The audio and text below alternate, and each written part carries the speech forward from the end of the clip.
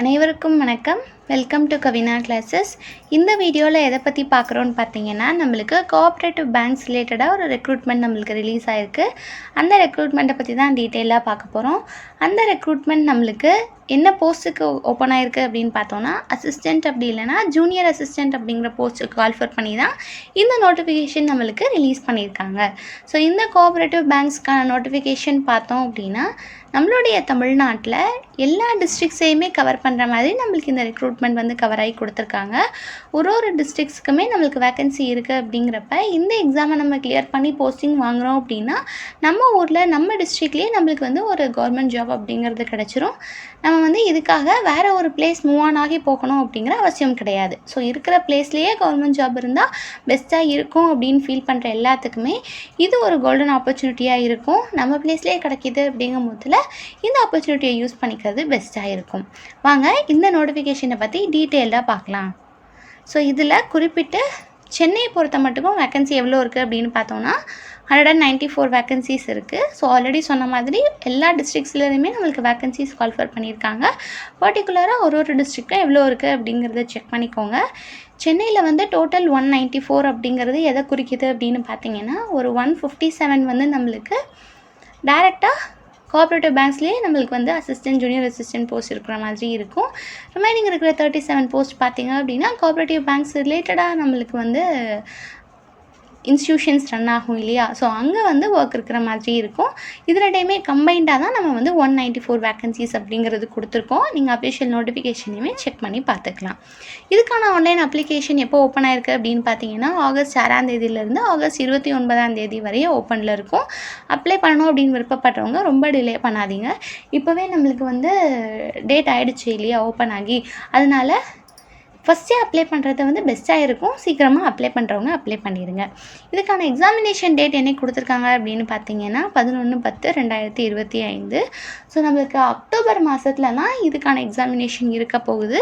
So ஆகஸ்ட்லேயே இந்த நோட்டிஃபிகேஷனை பார்க்குறப்பயே நோட்டிஃபிகேஷனுக்கு apply பண்ணணும், இந்த போஸ்ட்டுக்கு அப்ளை பண்ணணும் அப்படின்னு நீங்கள் விருப்பப்படுறீங்க அப்படின்னா, ஆகஸ்ட்டில் ரிமைனிங் டேஸ் இருக்குது, செப்டம்பர் ஒரு மந்த் இருக்குது, அதுக்கப்புறமா அக்டோபரில் ஒரு 10 டேஸ் இருக்கும். ஸோ ஆகஸ்ட்டையும் செப்டம்பரையும் ப்ரிப்ரேஷனுக்கு யூஸ் பண்ணிவிட்டு அக்டோபரில் இருக்கிற டேஸை நம்ம வந்து ரிவிஷனுக்கும் ப்ராக்டிஸ்க்கும் யூஸ் பண்ணோம் அப்படின்னா இந்த எக்ஸாமை நம்மளால் கண்டிப்பாக கிளியர் பண்ணிட முடியும். ஸோ எப்போயுமே ஸ்மார்ட்டாக யோசிக்கணும். எப்படி நம்ம ஹையஸ்ட்டாக ஸ்கோர் பண்ணுறது அப்படிங்கிறதுக்கு ஸ்மார்ட்டாக யோசித்தோம், ஸ்மார்ட்டாக ப்ரிப்பேர் பண்ணோம் அப்படின்னா கண்டிப்பாக நம்மளால் எக்ஸாமினேஷனை கிளியர் பண்ணிட முடியும். ஸோ எக்ஸாமினேஷன் டேட்டு நம்மளுக்கு கொடுத்துட்டாங்க அப்படிங்கிறதுனால இந்த எக்ஸாமினேஷனோட சிலபஸ் எப்படி இருக்குது, ப்ரீவியஸ் இயர்ஸ் எக்ஸாமினேஷன்ஸ் எப்படி இருக்குது எல்லாத்தையும் ரெஃபர் பண்ணி எக்ஸாமினேஷனுக்கு அப்ளை பண்ணணும் அப்படின்ற மைண்ட் செட் வந்த உடனே ப்ரிப்பரேஷனையும் ஸ்டார்ட் பண்ணிட்டோம் அப்படின்னா எக்ஸாமினேஷன் அப்போது நம்ம வந்து ஃப்ரீ மைண்டடோட நம்மளோட பெஸ்ட்டை வந்து நம்மளால் கொடுக்க முடியும். அடுத்தது நம்ம பார்க்க போகிற டீட்டெயில் என்ன அப்படின்னு பார்த்தீங்கன்னா, ஜென்ரல் கேட்டகரியில் இருக்கவங்களுக்கு ஏஜ் லிமிட் பார்த்தோன்னா 18 to 32 இயர்ஸ். ஸோ ஜென்ரல் அந்த அன்ரிசர்வ் கேட்டகரியில் வருவாங்க இல்லையா, ஸோ அவங்களுக்கு தான் 18 to 32 அப்படிங்கிறது. மற்ற சப் கேட்டகரிஸ் டிவிஷன் இருக்கும்ல, அது எல்லாத்துக்குமே நம்மளுக்கு வந்து ஏஜ் ரிலாக்ஸேஷன்ஸ் வந்து கொடுத்துருந்துருப்பாங்க. அது எவ்வளோ அப்படிங்கிறத அஃபிஷியல் நோட்டிஃபிகேஷனில் வெரிஃபை பண்ணிக்கோங்க. இந்த எக்ஸாமினேஷன் நம்ம அப்பியர் ஆகணும் அப்படின்னா எஜுகேஷனல் குவாலிஃபிகேஷன் என்ன இருக்கணும்னு பார்த்தீங்கன்னா, எனி டிகிரி அப்படிங்கிறது மினிமம் எஜுகேஷன் குவாலிஃபிகேஷனாக இருக்குது. அது போக கோஆப்ரேட்டிவ்ஸ் வந்து நம்ம முடிச்சிருந்துருக்கணும். அது முடிச்சிருந்தோம் அப்படின்னா அதில் நம்மளுக்கு டிப்ளமோவும் இருக்குது, அட்வான்ஸ்டு டிப்ளமோவும் இருக்குது. அது ரெண்டில் ஏதாவது ஒன்று நம்ம கம்ப்ளீட் பண்ணியிருந்தோம் அப்படின்னா நம்மளுக்கு வந்து இந்த எக்ஸாமினேஷனுக்கு அப்பியர் ஆகிறதுக்கு எலிஜிபிள். இப்போது நான் வந்து கோஆப்ரேட்டிவ் படிக்கவே இல்லை, கோஆப்ரேட்டிவ் டிப்ளமோவும் முடிக்கலை, பிஜி டிப்ளமோவும் முடிக்கலை, அப்போது நான் அப்பியர் பண்ணலாமா அப்படின்னு ஒரு கொஷின் வந்தது அப்படின்னா கண்டிப்பாக அப்பியர் ஆகலாம். என்னவா இருந்தா அப்படின்னா, இப்போ வந்து பிகாம் பிஏ இந்த மாதிரி கோர்சஸ் படிச்சிருக்காங்கன்னு வச்சுக்கோங்களேன். அந்த கோர்சஸில் கோஆப்ரேட்டிவ்ஸ் வந்து ஒரு சப்ஜெக்டாவோ ஒரு மேஜர் சப்ஜெக்டாவோ இல்லை அதில் ஒரு பார்ட்டாவோ இருந்தது அப்படின்னா அவங்களுக்கு வந்து கோஆப்ரேட்டிவ் வந்து தனியாக ஒரு சப்ஜெக்டாக டிப்ளமோவாக படிச்சிருக்கணும் அப்படிங்கிறது கிடையாது அப்படிங்கிறது நம்மளுக்கு கொடுக்குறாங்க. ஓகேவா? அப்போ எஜுகேஷனல் குவாலிஃபிகேஷனில் எனி டிகிரி மற்றும் டிப்ளமோ கோஆப்ரேட்டிவ்ஸோட டிப்ளமோ முடிக்கணும் அப்படிங்கிறது கம்பல்சரி கிடையாது. வேறு மேஜரில் டிகிரி படிச்சிருப்பாங்க இல்லையா, அவங்க கோஆப்ரேட்டிவ்ஸில் டிப்ளமோ முடிச்சிருந்தாங்க அப்படின்னா தான் அப்ளை பண்ண முடியும். காமர்ஸ் ரிலேட்டடாக, பேங்கிங் ரிலேட்டடாக, ஹெச்ஆர் ரிலேட்டடாக நம்மளுக்கு வந்து ஒர்க் பண்ணியிருக்காங்க, டிகிரி முடிச்சிருக்காங்க அப்படின்னா அவங்களுக்கு கோஆப்ரேட்டிவ் ஸ்டடீஸ் வந்து நம்மளுக்கு அவங்களோட மேஜர் பேப்பராகவே வருது அப்படிங்கிறப்ப அவங்க வந்து தனியாக டிப்ளமோ கோர்ஸ் பண்ணியிருக்கணும் அப்படிங்கிற அவசியம் கிடையாது. அவங்க வந்து இந்த போஸ்ட்டுக்கு அப்ளை பண்ணிக்கலாம். ஸோ அது என்னென்ன கோர்சஸ் அப்படிங்கிறது எல்லாத்தையுமே நோட்டிஃபிகேஷனில் டீட்டெயில்டாக கொடுத்துருப்பாங்க. உங்களோட டிஸ்ட்ரிக்டோட ரெக்ரூட்மெண்ட் நோட்டிஃபிகேஷன் நீங்கள் டவுன்லோட் பண்ணிங்கனாலே என்னென்ன சப்ஜெக்ட்ஸ்க்கு வந்து அவங்க வந்து விலக்கு அளிச்சிருக்காங்க அப்படிங்கிறத நீங்கள் வந்து தெரிஞ்சுக்கலாம்.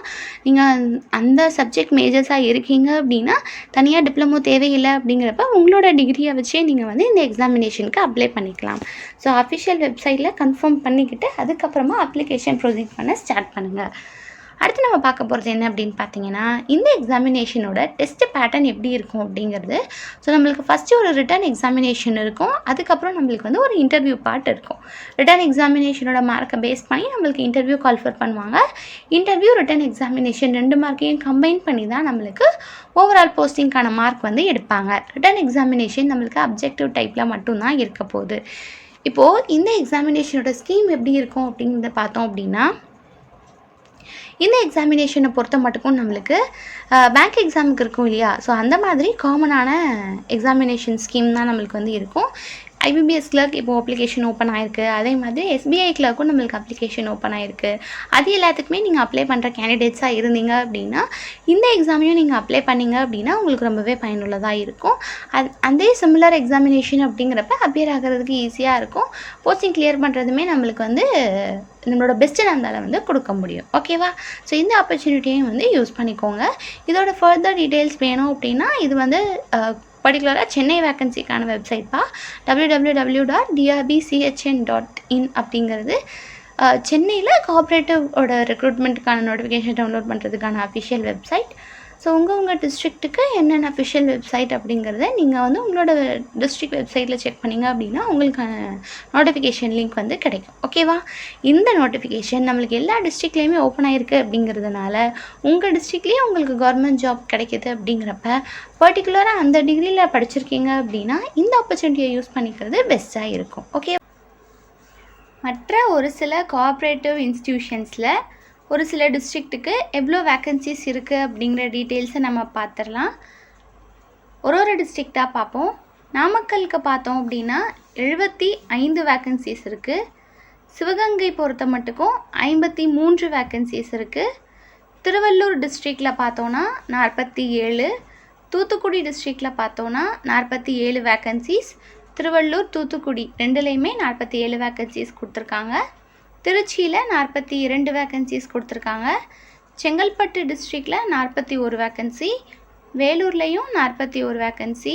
செங்கல்பட்டு வேலூர் ரெண்டுலேயுமே நம்மளுக்கு 41 வேக்கன்சிஸ் கொடுத்துருக்காங்க. இதே மாதிரியே நம்மளுக்கு 38 டிஸ்ட்ரிக்ட்டுக்குமே கோஆப்ரேட்டிவ் இன்ஸ்டிடியூஷன்ஸில் வேக்கன்சிஸ் வந்து கால்ஃபர் பண்ணியிருக்காங்க.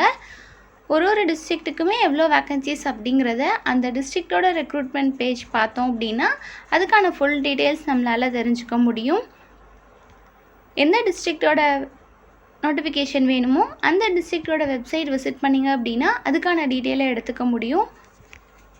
இந்த எக்ஸாம் பேங்க் எக்ஸாம் மாதிரியே சிமிலராக இருக்குது அப்படிங்கிறதுனால ஐபிபிஎஸ், எஸ்பிஐ கிளர்க் இந்த மாதிரி எக்ஸாமினேஷனுக்கு இப்போது அப்ளை பண்ணுறவங்க இல்லை அப்ளை பண்ண போகிறவங்க எல்லாருமே இந்த கோஆப்ரேட்டிவ் எக்ஸாமினேஷனும் அப்ளை பண்ணோம் அப்படின்னா நம்மளுக்கு வந்து ஒரே எக்ஸாம் பேட்டர்னில் நிறைய எக்ஸாமினேஷன்ஸ் எழுதி பார்த்த ப்ராக்டிஸ் கிடைக்கும்.